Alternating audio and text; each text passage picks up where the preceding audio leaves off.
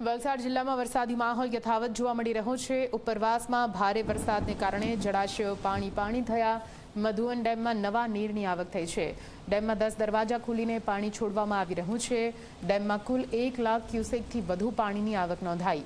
ડેમના 10 દરવાજા ખોલીને દમણગંગામાં પાણી છોડવામાં આવ્યું। ડેમમાંથી પાણી આવતા દમણગંગા તોફાની બની। નદી કિનારાના વિસ્તારોને એલર્ટ કરવામાં આવ્યા।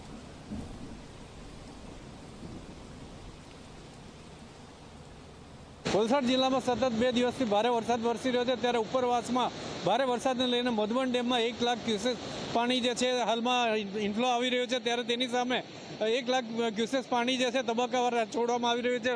હાલમાં આપ દ્રશ્યોમાં જોઈ શકો છો, મધુવન ડેમમાંથી જે આવતું આજે પાણી છે વાપીની દમણગંગા નદીમાં આવી રહ્યું છે, અને આ દમણગંગા નદી જે છે એણે તોફાની સ્વરૂપ ધારણ કર્યું છે। આવનાર સમયમાં હજી ભારે વરસાદ હોવાને લઈને વલસાડ જિલ્લા તંત્ર જે છે એલર્ટ મોડમાં દેખાઈ રહ્યું છે।